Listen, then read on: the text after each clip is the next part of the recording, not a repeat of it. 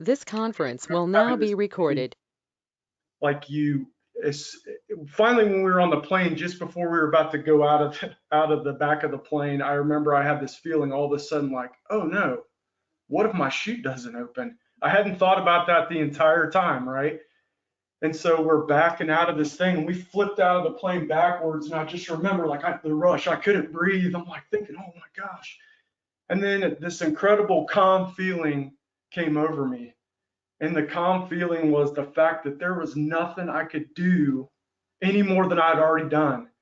If I'm going to hit the ground, I'm going to hit the ground. It doesn't matter how much I flap my arms or what I do, I'm going to hit the ground eventually, right? Well, if I'm doing, these workouts or whatever, like you're saying too, when you're doing these things, we've done what we can do, right? We've controlled what we can control. Everything else is kind of out of our control. We can kind of control what we eat a little bit. We can, force ourselves to do workouts. We can, spend time meditating and doing things that we need to do for ourselves. And at the end of the day, a lot of this stuff is out of our control. So, yeah. It's the serenity prayer. We really can't control, and having cancer, you're so out of control. You really are. And the only thing you can control are things that you do in your life. I mean, you can't control your bloods, you can't control, so, whatever we can, and I'm a very type A personality. So I think that's why I like it, because I'm in control of what I'm doing, and I mean, I have the serenity prayer all over my house, and and just so you all know, I mean, as a little background, I lost my 26-year-old daughter to a illness 3 weeks before I was diagnosed with CLL. So I had just buried her, and talk about being out of control. I was not in a really good place. Like, it's almost 3 years. So I'm going to jump in a little bit because I want to get around everybody, and we'll definitely come back. But Nathan, I hope, man, you keep coming back because you're an inspiration to this group. And I suspect there may be other people. Great people. So I appreciate. I love all these stories, and I've listened to a couple of these honestly, because I wasn't sure what to expect when Michele had asked me about it. I'm like, I better go check one of these out. And so I did listen to a few of them at work today, and I was actually learning a lot. That's the thing about these groups too. You seem to learn about all sorts of diseases. Like I didn't know. I remember my grandfather had polycythemia, and I didn't really know what that was back in the day. And I remember he had to go get blood taken out of his body every so often. He would call it, I got to go get the leeches or whatever. He was just kidding, of course. But yeah, I've learned what that actually is now, and I never knew that before. So. Well, Al will testify for you in person shortly, but make sure we have your email, and hang around for the rest of the group because people may have questions. But I want to get to Stephanie because I think she may have some kids she's got to take care of, and definitely, I mean, we're really excited to have someone else who has a platform. So please tell us a little bit about your platform. Tell us about you, how your platform came about. Take the floor for 5 or 10 minutes. Thank you so much, Rick. It's so great to meet everyone and just be part of this group. And I want to thank Michele for inviting me. I've been wanting to make it. Finally got to coordinate the childcare to make it. And Rick, thank you for creating such a great resource. I was reading up about AnCan, and it's so amazing. So as I said, we're going to link to you on the patient's story. So really briefly about me. Michele and I have some commonalities too. I'm just outside San Francisco. I moved to the burbs from the city a couple years ago when I was pregnant with our first. So she's 2 years and 4 months now, and our littlest one is 9 months. So they're very tiny. But my background is just like Michele. I was in broadcast news. I was in TV news. I was a reporter here at the NBC in San Francisco. So my background is very much oriented with storytelling. And then in December of 2016, someone was describing feeling all these symptoms, and I just explained them all away because work was so busy. But long story short, it turned out actually I had non-Hodgkin's lymphoma, a subtype of diffuse large B cell, and went through treatment in all of 2017. Was very lucky that I was in San Francisco, so UCSF was in my backyard. And I'm grateful to still be in remission today. So I am extremely thankful. And I want to start with that. But what happened was, I couldn't go back to news after my experience, and I'm sure Rick and many of you can relate. You feel a sense of purpose, after the diagnosis, or things shift, and that happened for me.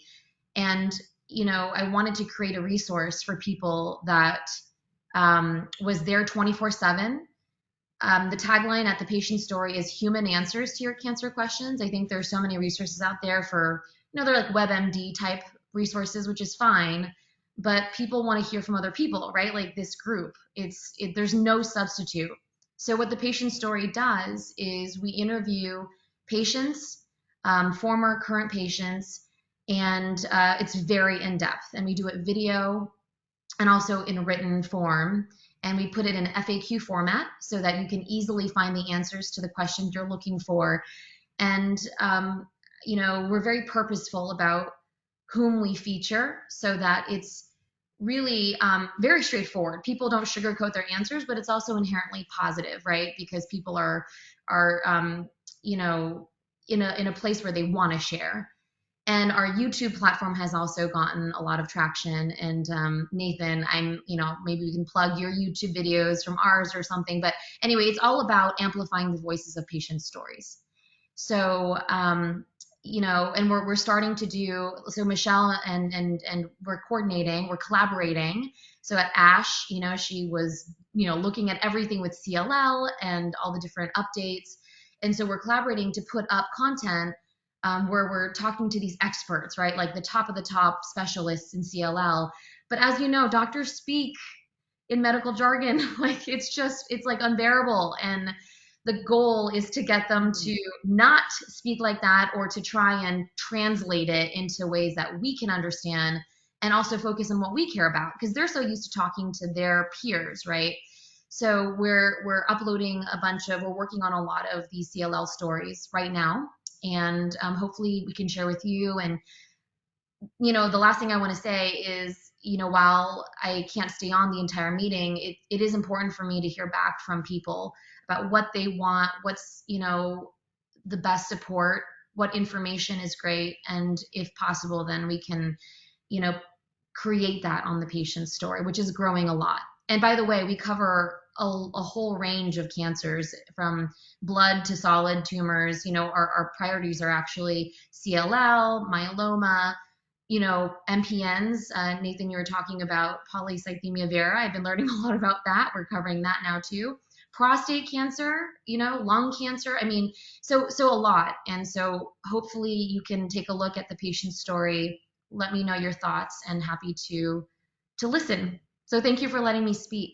Oh, it's a pleasure. We got so many resources for you. Even here, we got Sally with multiple myeloma. We've got Al with polycythemia vera, prostate cancer people. I've got them coming out of my what, since it's prostate cancer. And I have a very, very an excellent relationship with the prostate cancer folks at UCSF, because I was partially treated there myself. Where do you live? Which suburb did you move to? The San Mateo area. Oh, you're in San Mateo. Okay, I was in Marin. So Marin's beautiful. Yeah, and Burlingame, but yeah, so people don't know that. Okay. Yeah. So Stephanie and Rick, just so you know, Rick was incredibly involved with Healthy Voices and is for years, and you're one of the people now who is an advisor, right, Rick? Or you were for many years. Right. And Stephanie and I met virtually because she spoke at the last Healthy Voices. And I was just like, oh my God, that's my story, except a different blood cancer when she was speaking. It was really crazy. We will connect pretty quickly. And, when you say Burlingame, it makes me take a quick gasp, because one of the best people I met lived in Birmingham, and he passed away about 3 or 4 years ago. He was an amazing guy, and I'll tell you about him. He was kind of the founder of electronic medical records, and I'll tell you the story about him. But anyway, I'm the more important thing to me is to say that it's so great to hear that your Hodgkin's lymphoma is in remission. Thank you. That's really significant. And is there anybody in the group who would like to ask Stephanie about, and we'll connect you to Stephanie in one way or the other. That's not the problem. But anybody before she leaves want to ask her about this remission and the Hodgkin's lymphoma and how it might relate to them? Any questions from anybody in the group on that? Just put your, Stephanie, make sure you put your email address in there, okay? Or you might have already done that. Stephanie, I have a question for you. Yes. Many of us are non-Hodgkin's lymphoma, Yeah. which I understand includes like 50 or 75 different variations.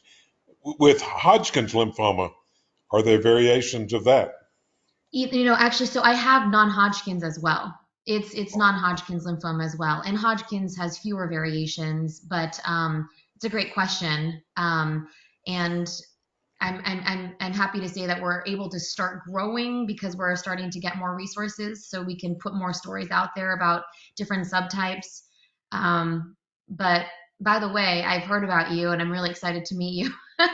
So, from Michele. Who are you talking to? The lovely lady right there. Actually, she's talking to you, Mr. Lynn. So, Yeah, Well, I'll just say Bill. welcome from West Texas. Thank you. yeah. Stephanie, is there any genetic component to it? I know they say CLL, it's a small percentage of individuals that genetically acquire it. Yeah, not for me, not for DLBCL. And so it was one of those things where the doctors were like, "You were just lucky." So I didn't know how to respond to that. I was like, "Okay, thanks." Well, look, thank you so much. I hope you can work your childcare sometime so we can see you again in the group. And I'll be talking to you very soon. Yeah. And you may well hear from other people. I know Nathan. Send Nathan your email. Put the email that you want people to use in the chat window so they can get hold of you. And you and I will talk very soon. And I just see something in the chat window from Susan Bewick about having chronic fatigue and fibromyalgia. Just a quick heads up that we are going to start a chronic pain fibromyalgia group here, hopefully in the first quarter. We've got the moderators, we've got the interest. We will be challenged to get the word out, but I think we can do it. So watch this space. Wonderful. We will have a chronic disease group. And last but not least, Susan in Texas. Where in Texas? Are you anywhere near Lynn, Leo?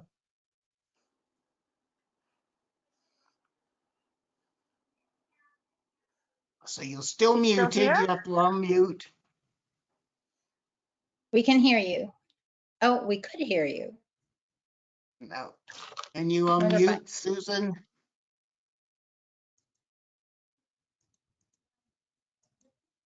Having trouble unmuting? Yeah, I can't unmute you. I just tried. Try again, because you may try unmuting one more time, because it may be that we muted you when you unmuted. So try one more time. Oh my gosh. I'll tell you what, I'll watch that. We'll come back to you, see if you can figure out how to unmute, because we'd love to hear from you. And we'll start going around the people who said they could use some time. And then as soon as I see that red turn to green, we'll come back to you. Is that okay?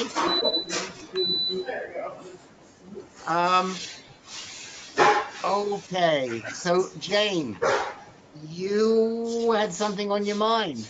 Please tell us what's up. Yeah,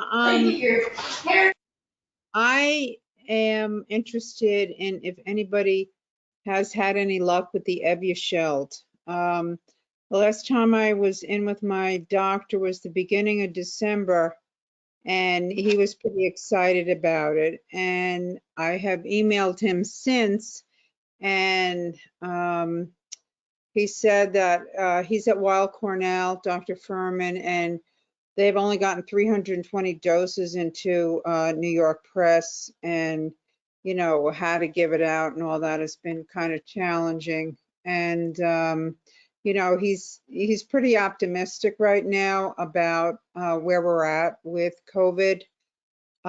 He seems to think that he has 50 patients out of his load who have Omicron, but nobody is hospitalized. But he couldn't really give me an answer as to when. And, you know, he was so excited when I was just in there. It changed so much in 3 weeks. So I just wondered if anybody has had any luck getting the Evusheld. You know, I'm on Brukinsa, started in July. So you know, I've been very, very careful. I have really not been doing much. Jane, did you have the antibody test? Yeah, I did, and showed some antibodies, but Dr. Furman is not a big believer in the antibody test. He doesn't feel that it really lets us know if we definitely are immune or not. So correct. So far as to, I had another test scheduled this week, and when I emailed him about it, he said, put it off a couple weeks because of, you know, how contagious this stuff is. So on one hand, it's optimistic, but on the other hand, I would love this Evusheld. So I don't know, has anybody heard of it from their doctors or have had luck?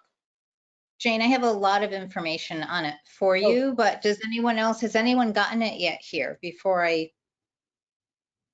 go into any information? Is everyone familiar with it, what it is? Right. No, not at all. Yeah. Does everybody know what we're talking about? I certainly don't. Maybe I can explain it then. So in early to mid-December, the FDA issued an emergency use authorization for a combination monoclonal antibody combo that is by shot form that you get it's 2 shots, but you get them at the same time, right, versus infusion. And who it's for is all of us who are severely immunocompromised, who the vaccine, we did not mount much of a response. Right. So there are, I want to say 7 to 10 million immunocompromised patients in the US, but the US only ordered, I think, 700,000 doses. Yes. And they're not all ready right now to be distributed, but they're being distributed slowly. And there is a site, Jane, I don't know if you have it, I can share it with you, where they list what state, how many they're getting.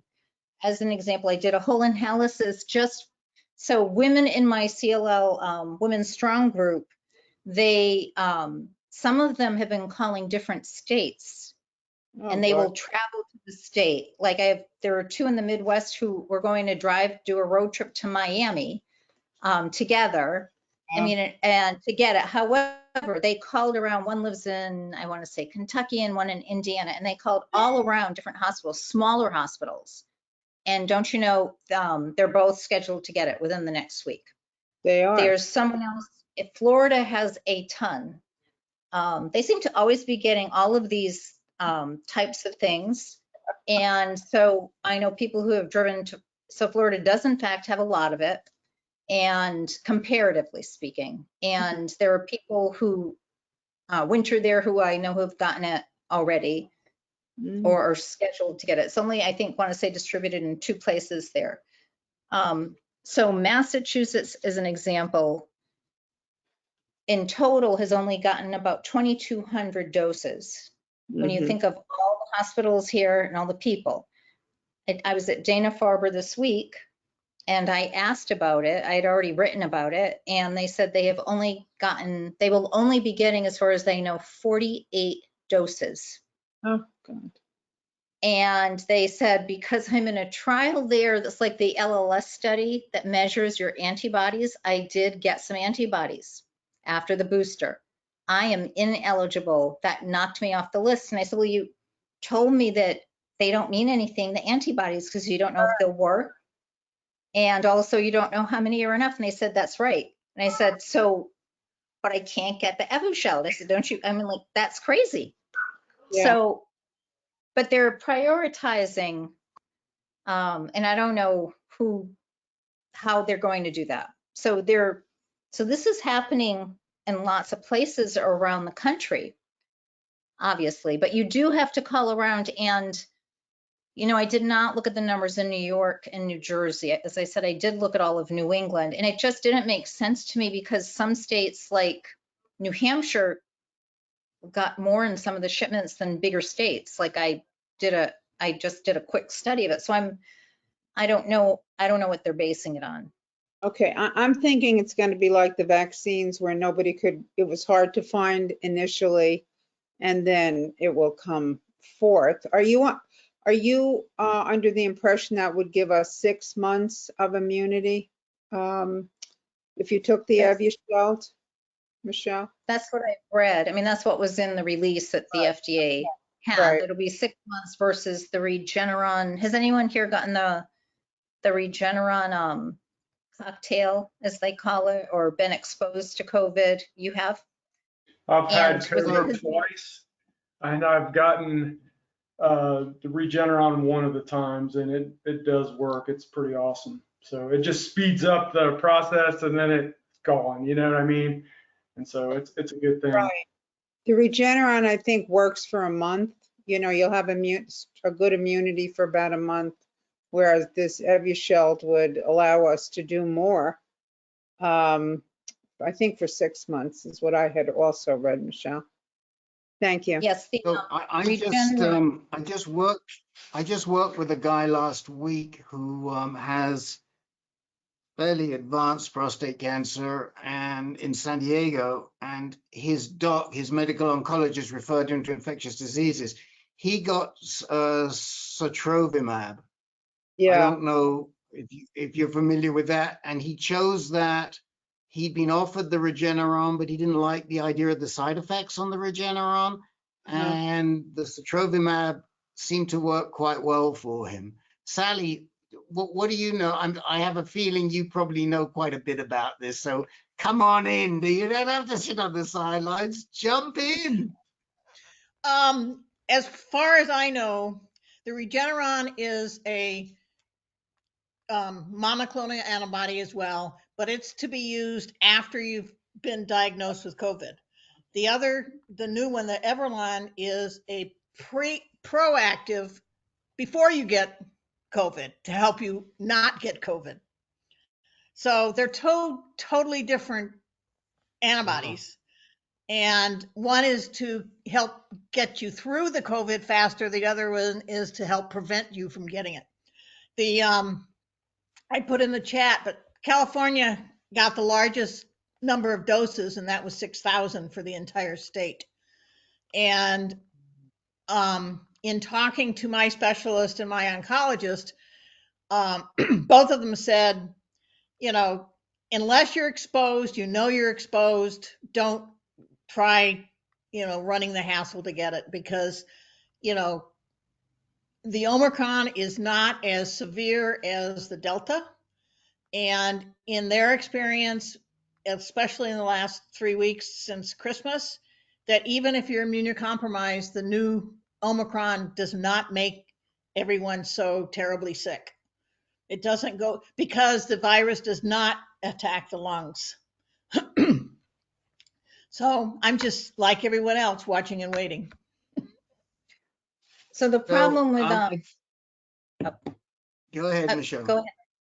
Okay, I was just going to say, with the problem with a lot of the CLL patients, And multiple myeloma is right in there, is that where a high percentage of CLL patients are not getting much of a response from the vaccines to fight off any of COVID. And then on top of that, we're already immunocompromised.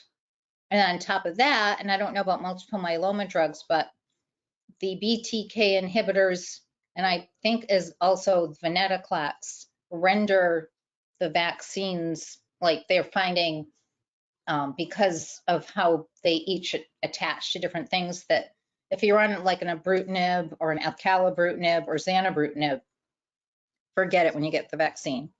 You may get something, but not much or anything. Is it like that with Myeloma, multiple they found that the booster brought immunity, the antibodies in our blood, probably like 10 to 15 fold on the booster alone. So that's probably why our specialists are saying, let's just watch and wait. If you've had the booster, you're pretty well covered. Yeah. It's a hard one for Any us. questions? Because I'm sort of keeping an eye on the clock here, and I want to get around everybody that wanted some time. And anybody have any questions on about the vaccine to either Michele or to Sally or anyone else who's knowledgeable? Is everyone hearing that there potentially will be a fourth shot for the COVID vaccine? I heard that on the news this week. And my specialist, and I'm a MM, I have multiple myeloma, so I don't have CLL. I cannot speak to that. But I asked my oncologist, hematologist about the fourth, and he said, don't take it. Oh. We don't know enough about what these vaccines are doing to the rest of our bone marrow. Right. So he said, they're not recommending taking the fourth vaccine. Okay. My oncologist, and I have CLL, told me that he would have me take a fourth dose if and when my CLL becomes under control. In other words, when my numbers become more normalized. And since I'm on the zanubrutinib since July, I had to go on and off a little bit for some side effects, but my red blood count is normal now. My white count is still quite high. It's about 108,000. So when that becomes more normalized, then he said my immune system would be healthier, and then I would have a better shot. I would have a better chance at it working. But that was before the Evusheld. So I don't know what he's going to say at this point, Anne-Marie. Okay. I mean, we could keep talking. We could keep talking about vaccines and the effectiveness for different diseases for the whole meeting, but we got to move on.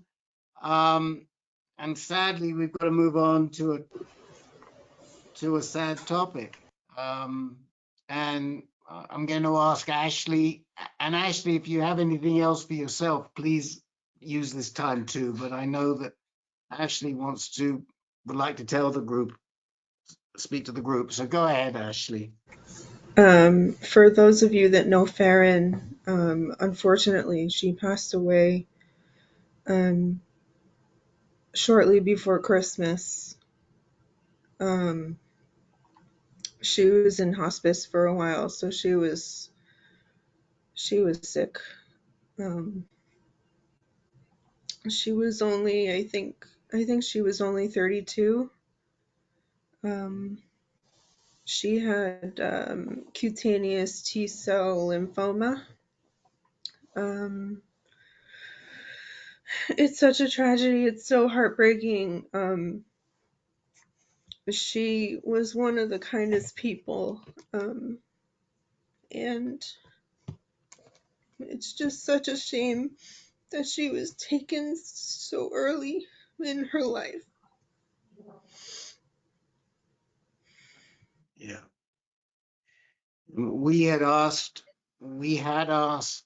Farran to work with us and to be a moderator. And I know Michele spent some time with her, but she was never really well enough to do it. Michele, do you want to say anything? Yeah, Ashley, thank you. I know that wasn't easy because I know that you and Farran are close, and I think she may have brought you into the group. I know Alexa brought in, no, okay. Alexa told me about it. But yes, she was really trying, you know, she was jumping in head first and had all these great ideas for our group and to get more younger, well, younger, I love how younger with a lot of this is truly not what people think of as young, but young patients, right? Young adult patients. I think, what does it go up to? Is it 39 or 49? It depends. It depends on the group.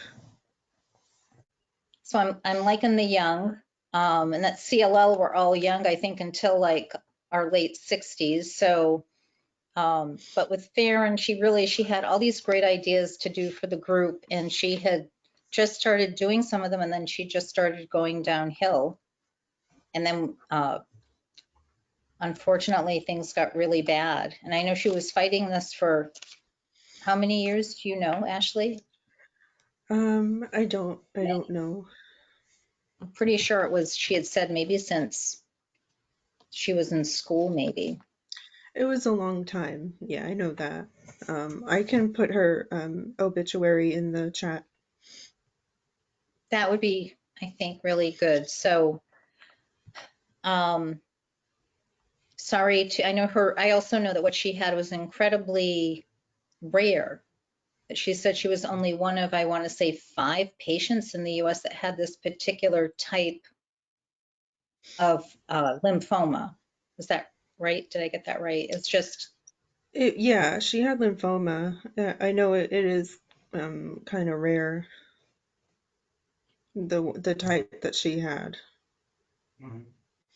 I know, it's so hard, especially when it's someone in our group. Thank you for sharing the obituary, but I don't know if anyone has water, tea, coffee, something better, but I'd like to just toast Farran, who really trying to be part of our, you know, help the group grow.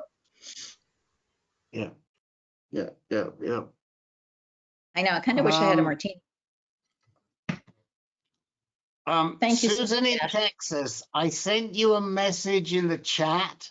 You can call in on your phone and leave your camera on, and we could hear you that way if you'd like to do that. And if not, that's fine too. But we still love to hear what you're about. But there is a telephone number and the code you have to put in to get into this room if you'd like to do that. I want to keep moving here, and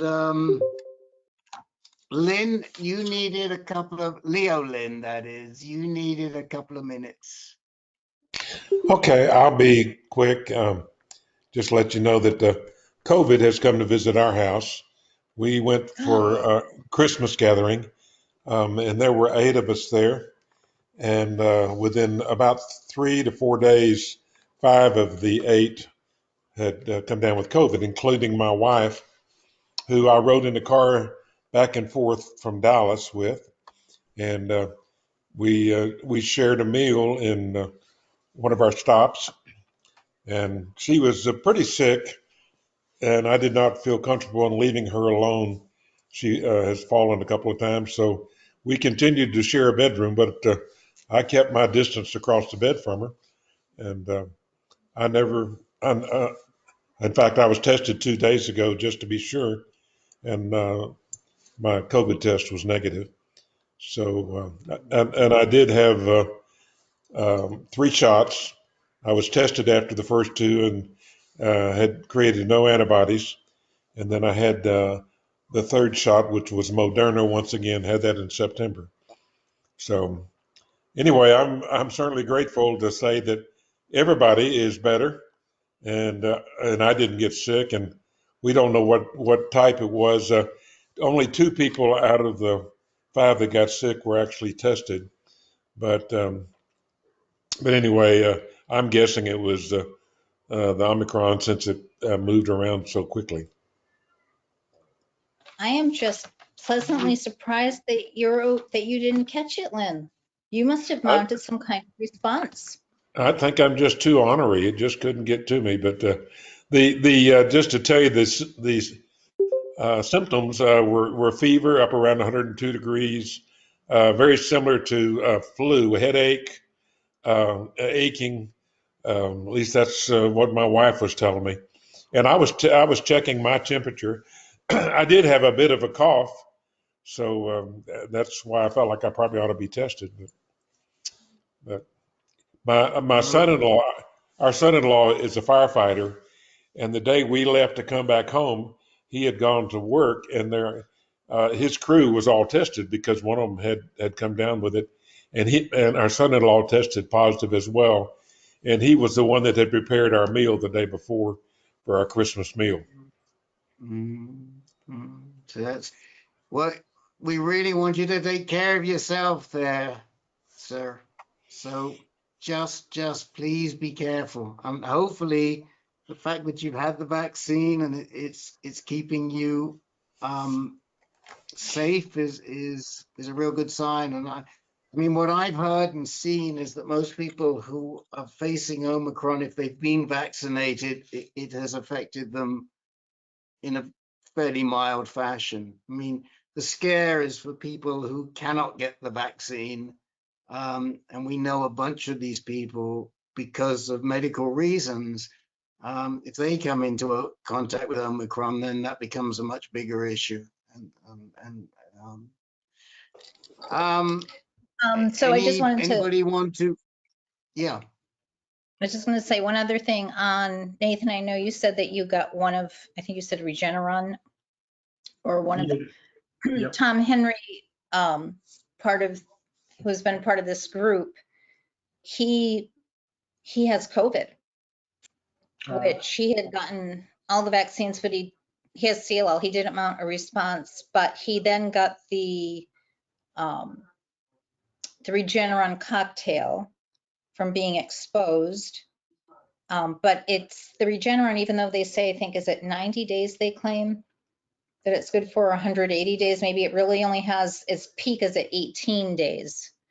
Right, but for us, who knows, right? Exactly. So, yeah, just for people to be cautious, because his wife got it and then he got it. So Lynn, you are very lucky. One of my yeah, I'm on a Britain 7 years. One of my CLL friends in Mississippi told me that she is tested positive for COVID and the flu back in December. So she seems to be bouncing back. But anyway, she shared, we're not going to divulge who she is, but some of y'all probably are Facebook friends with her. Well, I'm glad that you're good. Thank you for sharing that. I just want to check in with Ashley. How's that hip? How's that new hip doing? My left hip is wonderful. It's doing good. Which was the second one? Which was the second one you just got? Was that the second one? Is the left one? Yeah. And it is wonderful. Good. Mm-hmm. Yeah, it's so much better than it was. Definitely. Good. Are you doing the CanCan yet? Not quite. Not quite. Okay. Well, when you get there, we'll want to see you kick those legs like I'll send you a video. Music like like radio music hall, whatever it's called in Rockets or the Folies Bergère. Yeah, Folies Bergère. We're waiting to see that. Now, Leo, there's somebody else on here who has a son-in-law who's a firefighter. You're not the only one. And Al, you had a few things, something you wanted to say too. Maybe it was about Chris. I hope Chris doesn't have COVID. You're Chris. No, we're all good. Thank you. Yeah, for those of you that are new, I'm Al Rubalcava down here in Tucson, Arizona. And I was diagnosed with polycythemia vera last year in January. Nate, what you were saying earlier, all your symptoms, what you were dealing with just got me teary-eyed because I was just getting flashbacks of everything I went through. We have 2 different blood cancers, but some of the symptoms are the same. Yeah, there were times where I'd get up and do dishes and I'd be on the couch for the rest of the day. But anyway, what I wanted to bring up was from our last meeting in November. I didn't get to speak in November 11, the 4 of November. Excuse me. I went and had a person-to-person with an appointment with my doctor up at Mayo, and all my lab work came back that all my numbers were nearly as perfect. And like I told her, I wish I could feel that way.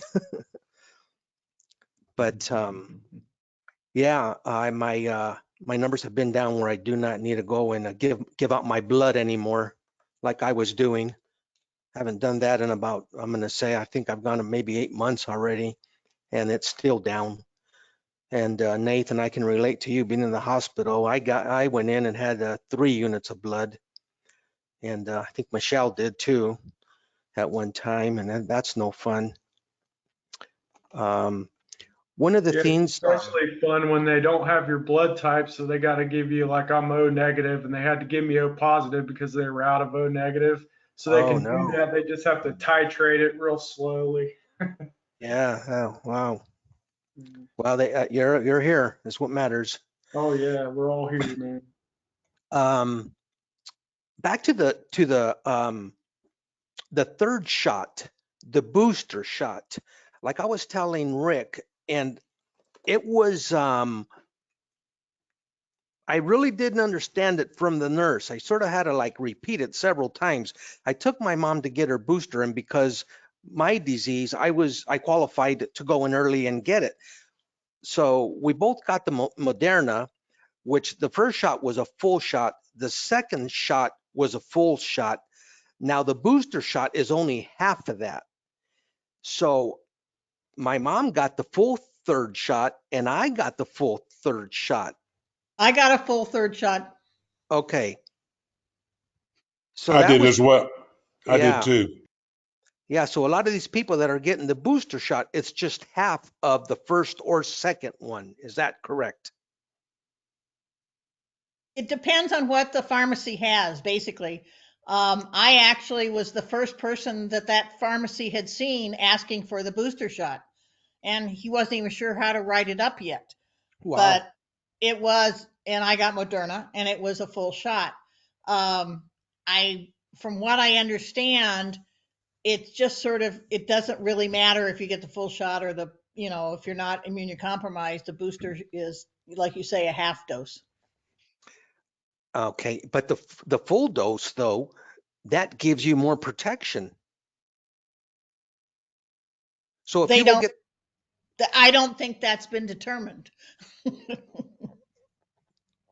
Then why would they give us the full dose? They call it the 3rd dose or the full dose.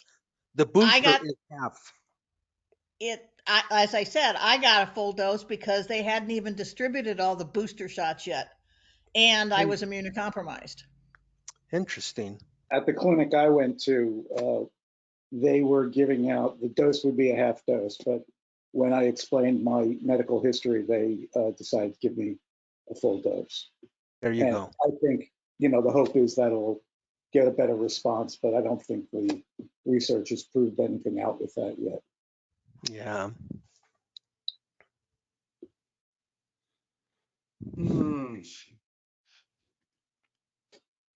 So have we heard from Susan yet? Jim, has Susan still there? Susan's still here, and she's coming up next. Are you with us, Susan? Susan, Winnipeg Susan, are you with us? You're muted right now. I'm here. There you go. I'm here. I just had left the room, see how my family was doing. Okay. How's they that want game me to of come Uno and play going? Uno. Yeah. You had something that you wanted, I think you wanted some time for something, did you not, Susan? I guess I had a question about, I'm not mutated at all. I don't have any of those markers. And so I kind of like wonder, does that make me better? I don't even know how to ask it. Am I in a better situation or a worse situation if I don't have any of those markers? Susan, let everybody know what you You have have. CLL, right? Oh, I have CLL. Right. I was diagnosed May 2019. I was watch and wait until this June, and then I've had 6 infusions of Oben. I can't even say it.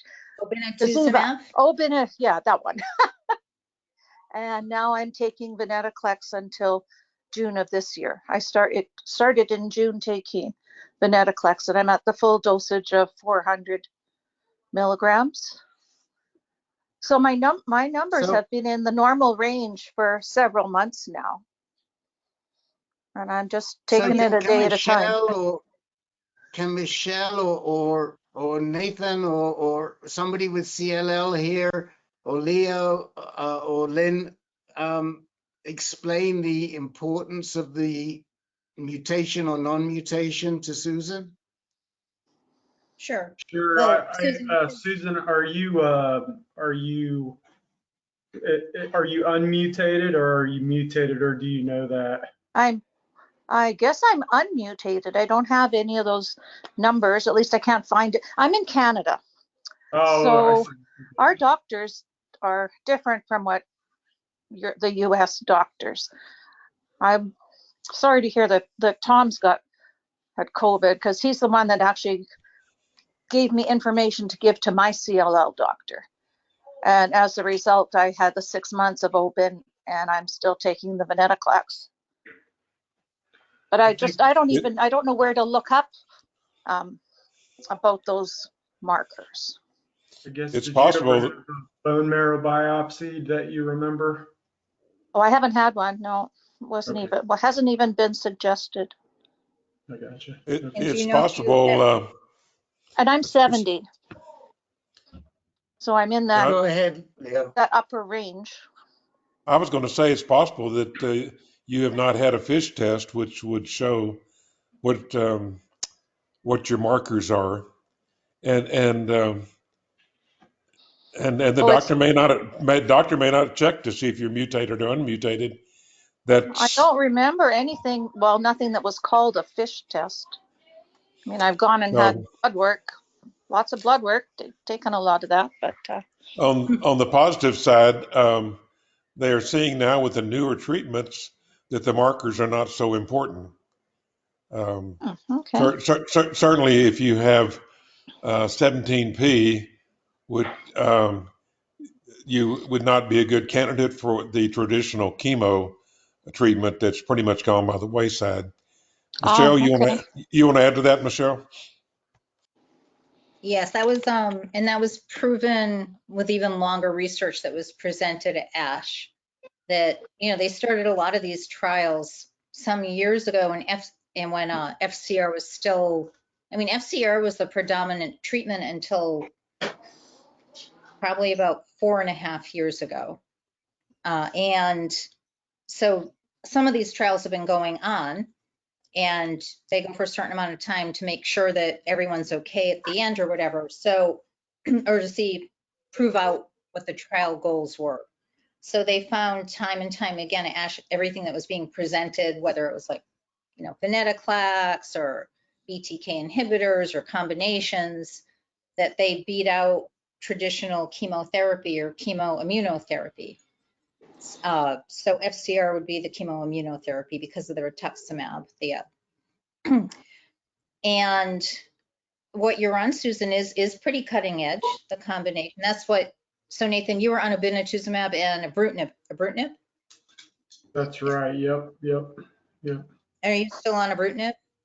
Yep, still taking it every day, 3 pills a day. It's pretty easy. So it's been good. So Susan, what you're on, you will be done, hopefully.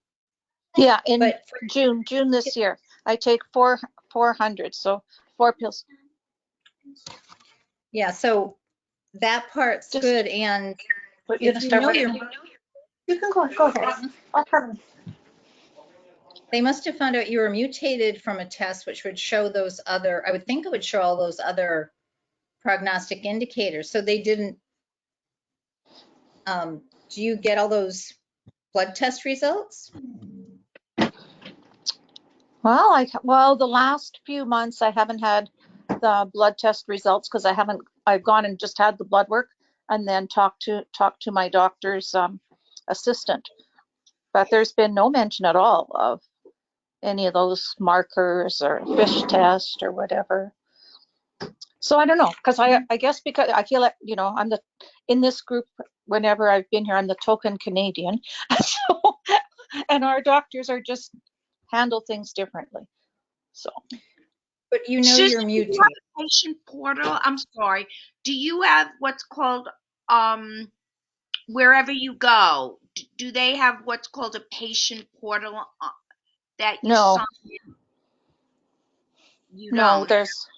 no, I can call my doctor's practitioner, but there's nothing that for me to go in and see my records. I was getting printouts, so I know my white blood cell count has been in the normal range for quite a few months now. So I just take my venetoclax and go on. And of course, in the winter here, it's very, very cold and I'm tired all the time. I spend a lot of my day either half asleep on the chair in a recliner, and I spend most of the morning in sleeping.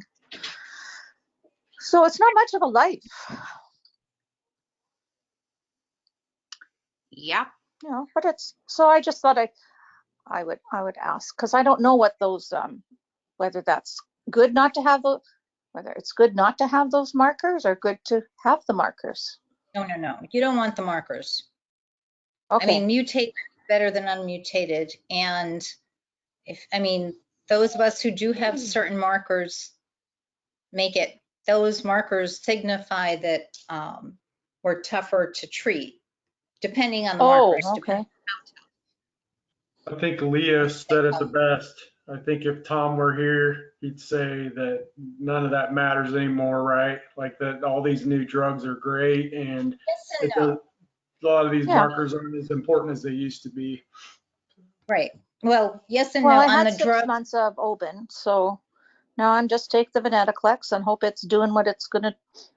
It's keeping everything smooth. So I'll just kind of. So Nathan, you're right in that on all these new treatments, they do seem to work since the advent of ibrutinib and the newer treatments. Yes, they work even on the toughest to treat. However, now that there are so many different ones, it kind of matters so that they can determine if it's better for you to go on something one versus another. Like let's say a venetoclax and a obinutuzumab, maybe you have tougher to treat markers, and they've seen in trials that maybe it's they can really throw you into UMRD maybe for in a deeper remission than say because the BTKs, they don't cure it, they control it. So for that reason, and also if you've already done a therapy, let's just say you become resistant, then it becomes more important if you become resistant to something. So, but yeah, for initial treatment and for, a lot of for treatments themselves, yes, it doesn't, you can just about any of them, I think, no matter what your markers are. Yeah, regardless, I'm glad I found out about this group, because if it hadn't been, I wouldn't have known things to ask my doctor, and I probably wouldn't have got in even getting the Oben and on this treatment, because that's just seems to be how it works here. Yeah, I mean, it's we all need to be our own advocates, but I feel like in Canada we really have to be our own advocates. Yeah, I mean, it is so tricky in Canada. We just had a Canadian in another one of our groups, and the treatment that is available to him is so limited, and it's frustrating. And we can talk about what we can get in this country. So, we are trying to teach the the Canadians that come in the right questions to ask their docs so that they can push their docs to get treatments. I mean, for example, next generation sequencing is very important in treating most cancers, including blood cancers. It's not frequently requested in Canada, but Foundation Medicine offers next generation sequencing, including for blood cancers, and they'll subsidize it for you in Canada. And so, you know, we direct people to Foundation Medicine Canada, and we tell the patients to talk to their doctors about ordering these drugs. And they say, well, it's not covered by insurance. No, but if you talk to Foundation Medicine Canada, a lot of times that they will cover it for you. They have subsidies and programs that are available to Canadians. So, and you're right, Susan. You are your best advocate. That's what's on the front of our t-shirts and sweatshirts. I don't have one on today, but a lot of times people do. And you can go to our shop and you can buy a sweatshirt or a t-shirt, and you can walk in and say to your doctor next time, and it says, you are your own best advocate on the front of your t-shirt. Right, And, that's at that makes Amazon.com, them, right? yes, yes, it's through Amazon. It's under shop. I'll put the link in the chat window momentarily. I'm conscious of the time. I know we're 8 minutes past. I'm still feeling horrible that we can't get Susan in Texas. I wish we could. Do you want to try that microphone one more time to see if we can get you? I don't know what's wrong. I'm so sorry, but you could call in. Or maybe next time. We don't want to lose you. You know, we want you back, and I hope that you've enjoyed listening, at least listening to the chat in here. It's you know, we welcome you. Is there anybody other than Sally today that's a multiple myeloma patient in here? Wait a minute, Seth, are you? I can't remember. Are you multiple myeloma? Yes. Any other? Yeah, okay. Well, we've only got one compatriot for you today, Sally. So, and Seth, we didn't ask you because you came in a little bit late. Did you have anything you wanted to raise in the meeting today? Not particularly, no. Okay. Okay. Well, so let me throw this in, and why don't we let Michele close out? Michele, is there anything that you want to say about ASH? That you'd like to say about ASH? A few things. One is there was nothing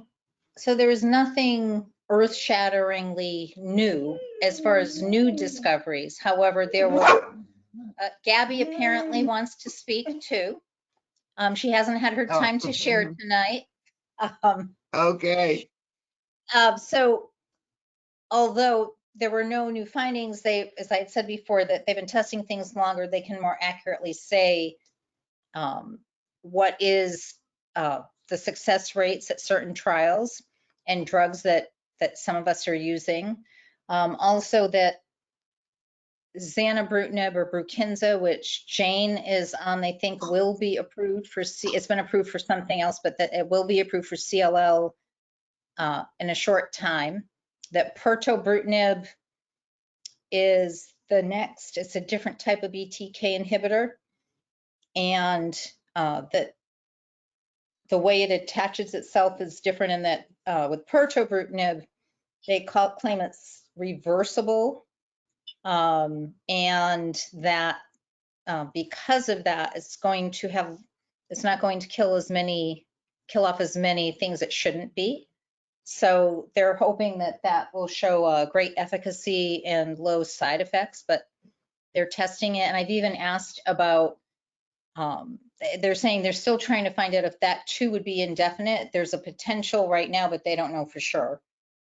If maybe that could be something that was more defined time. And of course, they're starting to test it in combinations. And then there is another one after pirtobrutinib, which is really exciting. And then venetoclax, there is another type in that same category, BCL2s, that's being studied, and then the combinations with all sorts of different types of antibodies, like the new versions of Rituxan and obinutuzumab and all the multiple syllable things that are out there. So they're really trying hard and trying to see. And the other thing is, the other big news was, do you really have to reach undetectable minimal residual disease, or can you just have progression-free survival, which is basically what the BTKs are giving. So the BTK inhibitors, you know, you have to take them indefinitely, and they're starting to find out how long they continue to work, or how long without any adverse events. And those are the things that they're working on and seeing, that the newer ones have less of an incidence of the side effects. And they're trying to, you know, they're really hoping at the very, you know, that the AFib incidences they can bring down in the newer versions, as well as the bleeding risk and the arthralgia. Is anyone here on acalabrutinib that's here tonight? Because that's what I started 2 months ago. And I was just wondering, just because I've been having horrible neuropathy, which I did not have on ibrutinib. So I was just curious if anyone had that. It could also be from something else. I'm just starting to realize it. So Michele, one thing that I found, and it seems to be helping me this year with my neuropathy, is I'm taking B6 every day. B6, that would be an easy help. Sorry? That would be an easy help, B6. Yes, but check it, but make sure that it's okay with your doc, with your hematologist. But I usually get really bad neuropathy when the temperature drops, and I've had some this year, but it's been better than it has in the past.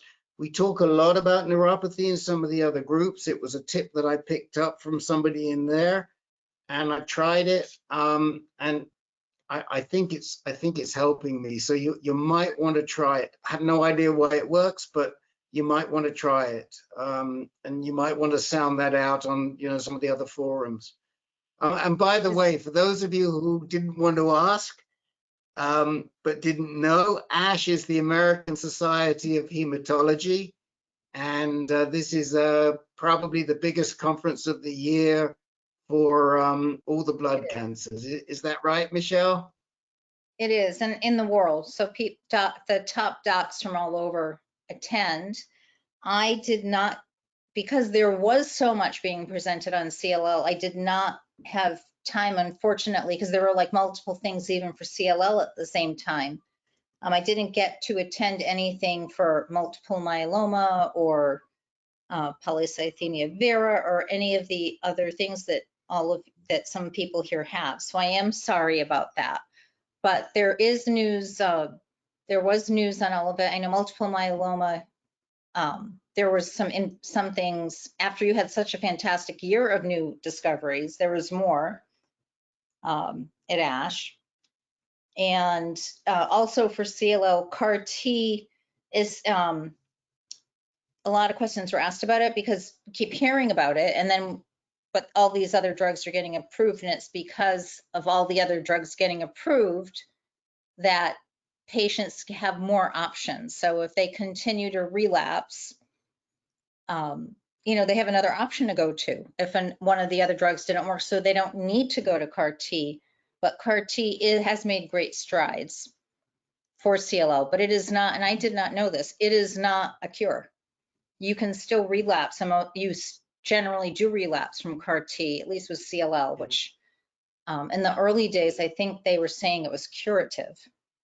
And the same with the stem cell transplants for CLL. There's nothing where some people are lucky and it doesn't come back, but no one will commit to saying what, if it seems that they can't say, if you have this combination, you will not relapse. It's just that at some patients, it seems to be that they will not relapse, but there is no method to it.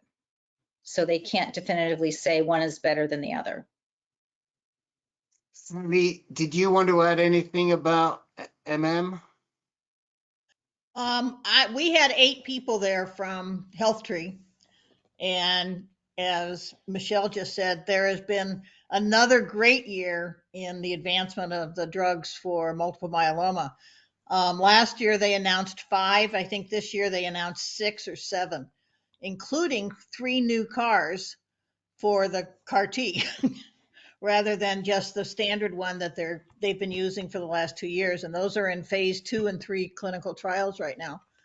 But, you know, I didn't wear that t-shirt today, but, you know, our Cure in 5 campaign, you know, is now Cure in 4, but, you know, they're still trying to help it. And Michele's correct in that of the blood cancers, multiple myeloma is the one that will come back. I mean, it is not if it will come back, it is when it comes back, even with stem cell transplants and CAR Ts. But the period of remission is going longer and longer and longer. If you look at Dr. Google, which I advise anyone who has any kind of cancer not to do, it still says that phase 1 or phase 3 multiple myeloma, when discovered, has a 68-month, you know, life expectancy on the outside. And, you know, I'm heading into my, you know, 4th year now. But it's amazing what they're doing. And I have great hope that they, in my lifetime, and I will die of something else other than multiple myeloma, that they're coming up with so much more now. Myeloma Crowd has probably 5 or 6 webinars on a lot of the multiple myeloma advances. If anybody, even though you're CLL, want to go look at it. But is there anyone out here that's got AML? No. Anyway, so Myeloma Crowd and HealthTree are doing the same thing for AML right now that they've done for multiple myeloma with all the research and the reference libraries. And their next project, probably at the end of this year or next year, is going to be CLL. So I will get back in touch. Thank you. That's good to hear. And I know Kenny went. Kenny went for a Myeloma Crowd to ASH. He was one of the people who went. So yeah, he went with HealthTree. Yeah. But they were like, I was supposed to go, but when they asked me if I'd go, it was back in April, and I just didn't feel comfortable enough to going out in crowds. And I'd already flown once that year, and I didn't want to press my luck. That's why I didn't. Yeah, I thought I'd be able to go, but I couldn't because I had just started treatment. But plus, it's scary out there, man. Even though my oncologist was there, and then most of the others from my team, it's just they didn't want to. They were like, "Don't go." Well, and Georgia is a great unvaccinated state, and I just am not comfortable with that situation yet. So next year. So it's always next year. Maybe we can have a whole AnCan team go because they helped me get to go. So I will be getting more information out on that.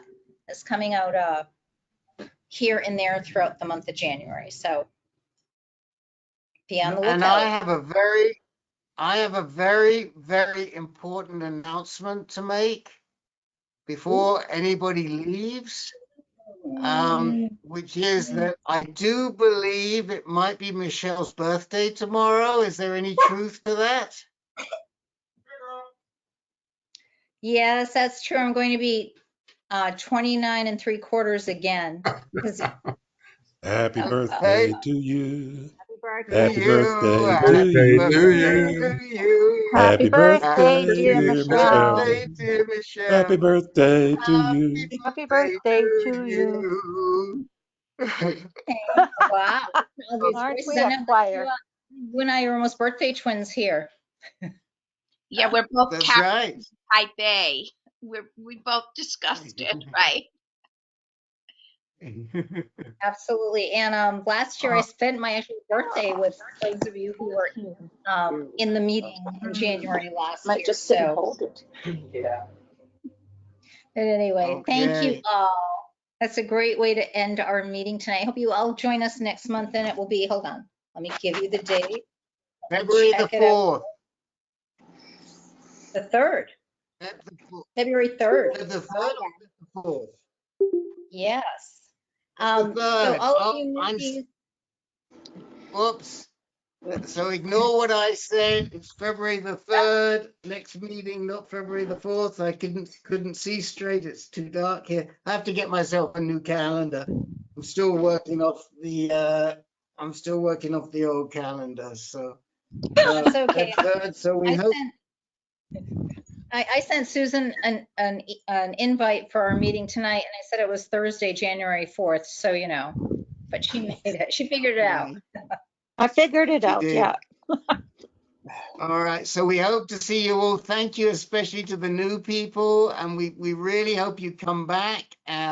We will add you to, if we have your email, if you put your email in the chat window, we will add you. If not, you'll get a reminder, and if not, then just make a note on your calendar, and We'll we all, will see. we'll all be We'll exercising stay online out. with Nathan.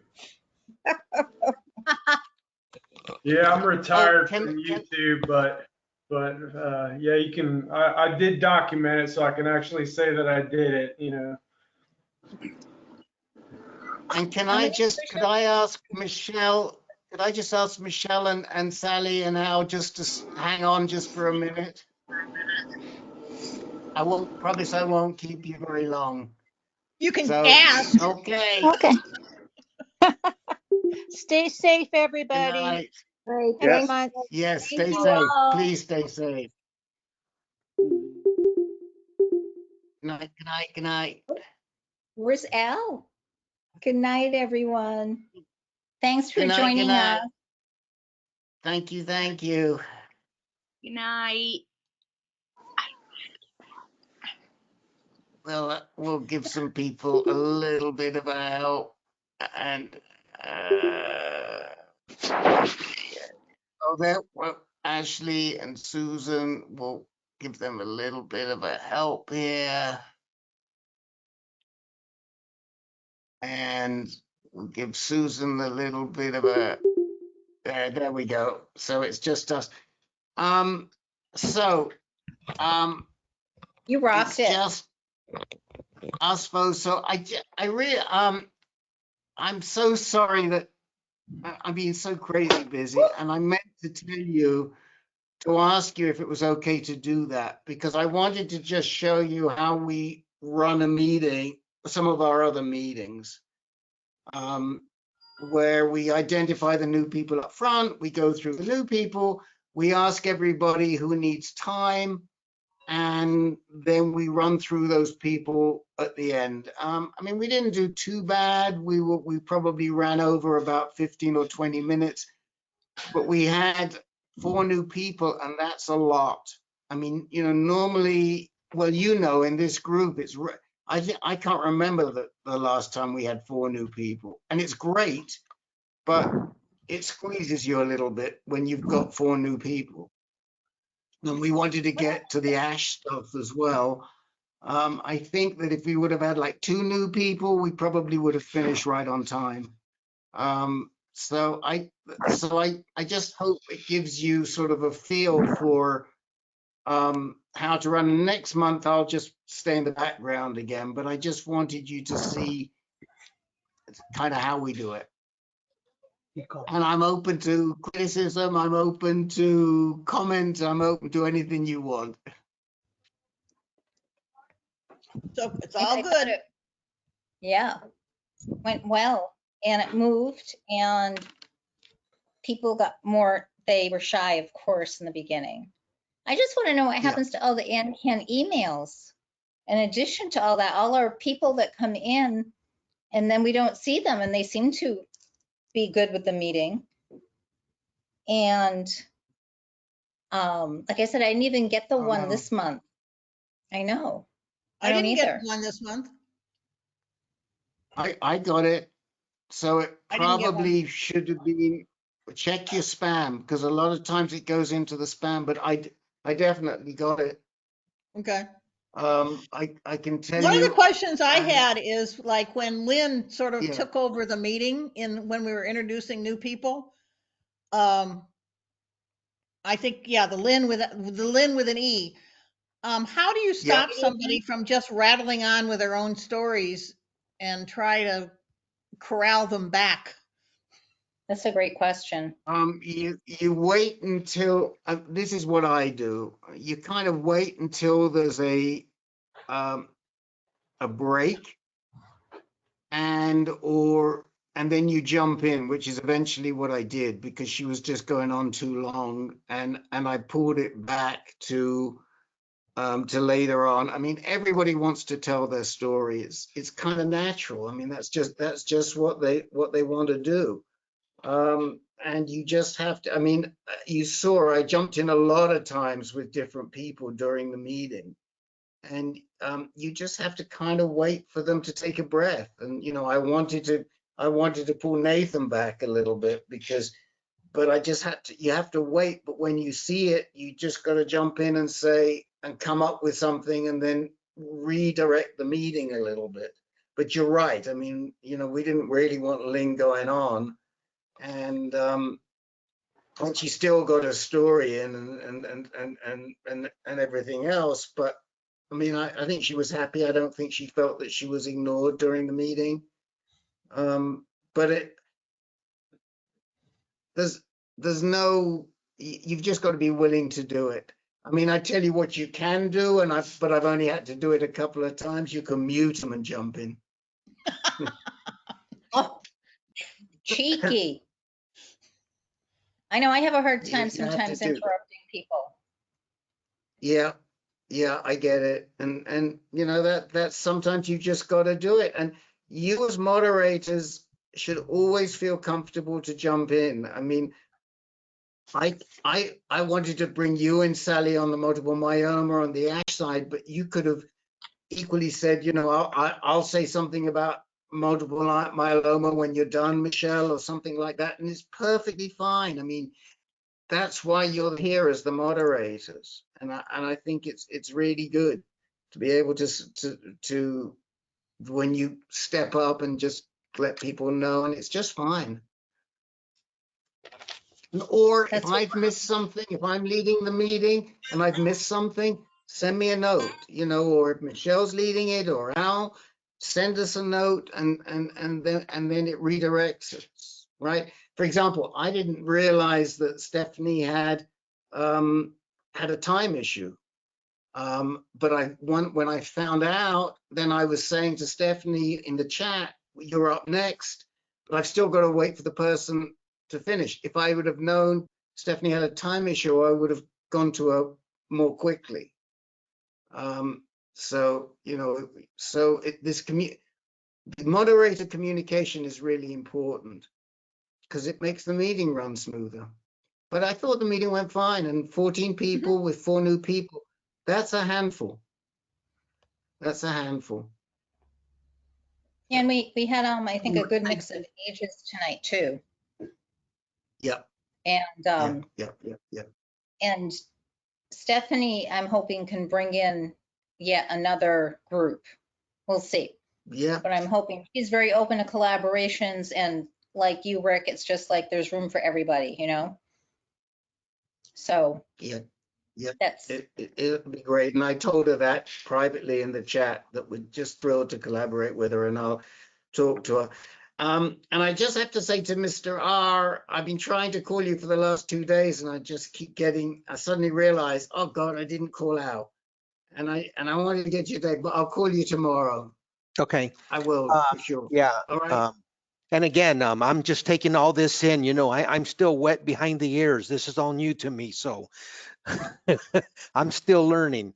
But Michele okay. and I got a question for both of you. This is like just out of, but being blood cancer patients, and you guys know a lot more of it than me.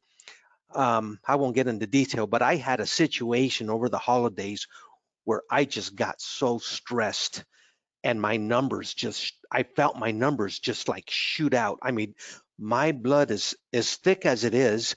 And then on top of that, my blood was boiling and it was not good. I was really stressing. Is this like more so because of the blood cancer? Do we really need to watch our stress now? One of the other ladies in the meeting was talking about, we can't control, well, basically other people's behaviors. We can't control other people's actions. You just have to avoid them. It's terrible. But this involves my mom with my younger brother and his 2 kids living with her, and they will not get vaccinated. She's 85. Oof. And Sheesh. so it's me and my 2 older brothers. We have an issue. I'm the advocate for my mom. I'm the one that speaks up. Nobody else does. I got a brother in Boston, but he can't do anything. He's too far away. I got a brother here. He's the oldest one. He just avoids all the negativity, any poison or any toxic, just turns his head, doesn't want nothing to do with it. A lot of the other stuff is like, my mom's too old for us to be saying anything to her. I just care. I just care. Oh. How old are the children? So my younger brother, he's like in his mid 50s, and he's got the oldest boy is 30 and the youngest girl was 25. And they're living with your mother? Yeah, she basically I'd raised say them. if they didn't get vaccinated, they shouldn't be living with your mother. That's what we all said. But my mom, she threatens them. She knows they're not going to leave.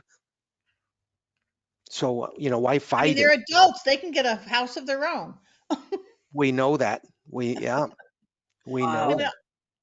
I mean, But it just they're took, jeopardizing your mother. and not only that, me. And you, yeah.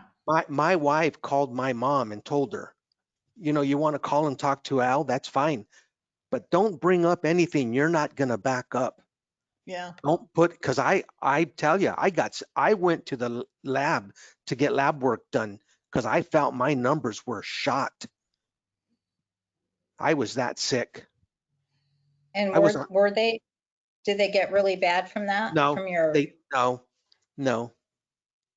yeah, but it's good that you're thinking about corralling it. So I just interviewed this wonderful psychologist with NYU, and she's worked with cancer patients, and she was saying you have to have, because we talked about like, the pandemic and stress and the holidays and family, and now people who aren't vaccinated or people, not understanding you have to be careful. So she said you need a toolbox, and like you need to have different strategies that work for you, like, and this one sounds so silly, but I used it the other day and it worked. And it's like you just have to all of a sudden just like think and as simple as it sounds, do like really deep breaths and just kind of blow it out and just try to be in the present and not think, what if this, what if that?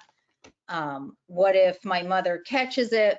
I mean, definitely try to do something if you can, but and like you said, things that aren't in your control, but that's a tough one.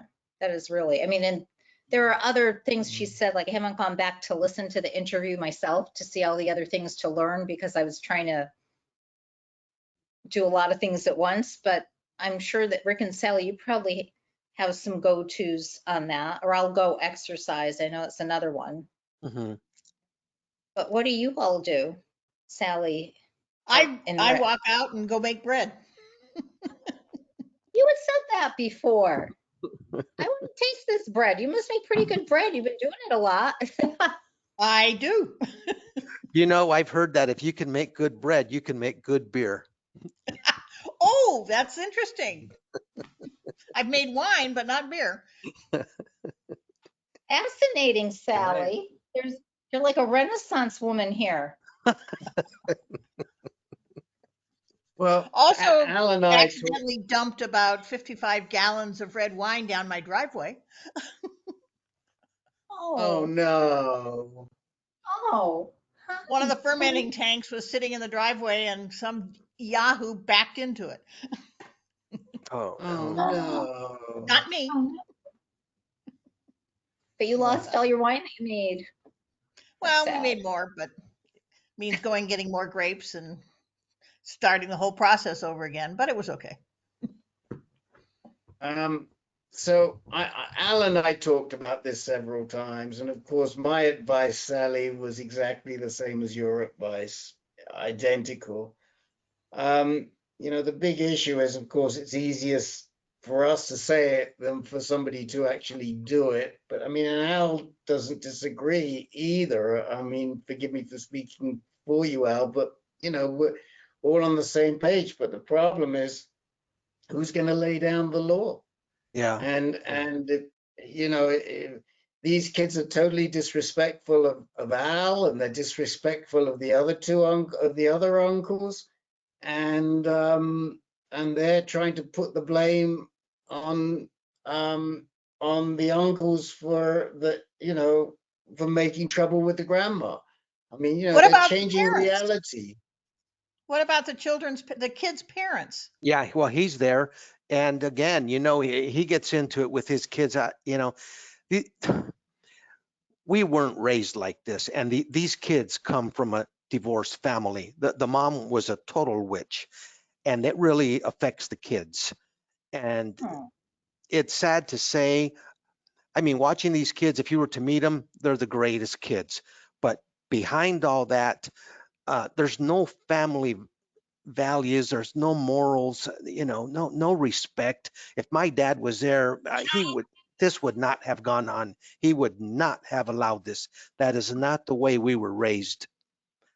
But you know, the old saying, the grandparents love their grandkids more than they do their own kids. You know, I have grandkids, I love them all the same. You know, Do they have anybody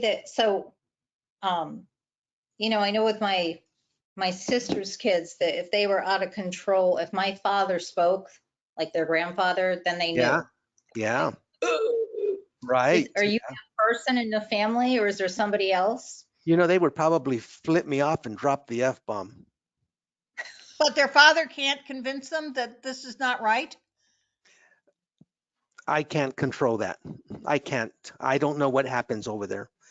I'm at the point where, like, she lives right down the street from me. So I'm at the point where, you know what, I'm not stopping in there anymore. If she wants to come visit or call, she can. But like my wife told her, don't bring up anything. Yeah. Here's where it all started. Is she called me and she's always going off. They don't want to get the shot. I don't know what to do. I'm tired. I'm sick and tired of telling them they don't want to get the shot. And I said, hey, Mom, I said, how about if I put a message on their phones? And I said, I'll include everybody. I'm going to do a group message. What do you think? Should I? She goes, yeah, do it. Do it. Do it. So I did it. Now I'm the bad guy. For suggesting you get a shot? No. That look what I started. Oh. For sending that message out. Oh. Instead of her telling them, you know, I'm the one who told them to do it. You know? Yeah, for suggesting they got a shot. You're right, Sally. That Al suggested they get a shot. Yeah, now he's the bad guy. Yeah, I'm the bad guy. Oh. And then my other brother, who lives in Boston, he said, well, basically, if my mom gets sick, he's gonna come down, you know. And I'm at the point where, like, I'm thinking of going over there when they're at work and no one's home and just throwing all their stuff out to the curb. Unfortunately, that's probably what I would do. You know, But then again, there goes my blood pressure again, or, Yeah. I get sick. So like when I got sick, I mean, I didn't have the energy. Today was the first day I got back on my bike, back outside again. But I haven't been able to do anything. I was fatigued, you name it. I just could not motivated. Nothing was there. I really got sick over this. Bad. Yeah, stress is not good for us. No, and Stress is I will, awful because it is. And I have to say that I think I get, in some things I'm not as stressed. But in other things, I think I am more apt to get stressed. And I don't know what that is. And is that how you feel, Al? That things affect you a little more now or Yeah. than they normally would have? Yeah. So the other question is, well, how do you reverse stress? How can you reverse the damage what was done for a week last week? It was Deep maybe, breaths. and then so the other thing, Meditate. yeah. So is it a waste of time or do I maybe go talk to someone, and vent, talk to a therapist or something? I don't know, do I just continue letting this stuff eat up at me? I think what I need to do is learn how to accept this or deal with it. You have to learn to either, to let it go is basically what you have to learn to do. And when I have to do that, I either meditate or I just, literally blank my mind and take deep breaths. Count of 4. But Yeah. it's so close to you, you're going to have a hard time letting it go. No, not really. No, I'm pretty good. I've always been good about erasing people out of my life. Good friends that have been there all my life, and all of a sudden something happens, you know what? You're done. And I can forget that person. I'm pretty good on doing that. I promise not to piss you off. No, really, Rick, watch out. Yeah, I could pretty much. I'm pretty good at erasing people out of my lives. But again, this is family, so But it's there. You're right. But I think in the long run, I'll learn how to deal with it. But it's just again, I just don't know.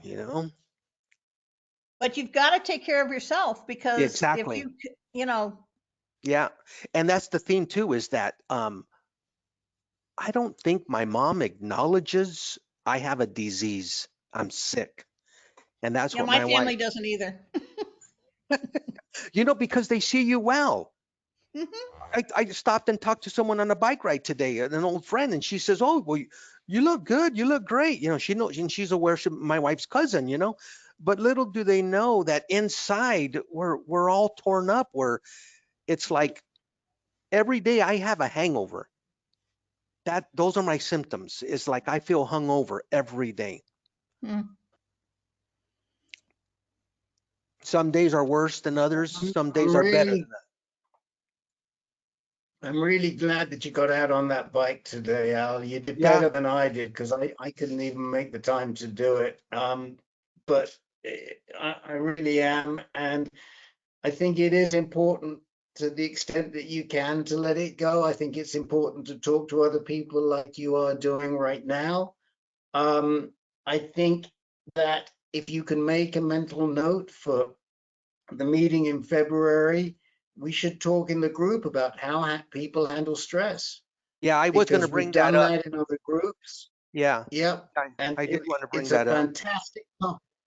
It's a great topic to talk about in the group because I can almost guarantee every single person in that group has to deal with some type of stress, and everybody has different ways. And it's amazing what comes out. It's such a wonderful topic to talk about, and people love it because they pick up tips that they never dealing with it in ways that they never thought of before. So I'd love for you to bring that up in the group next month.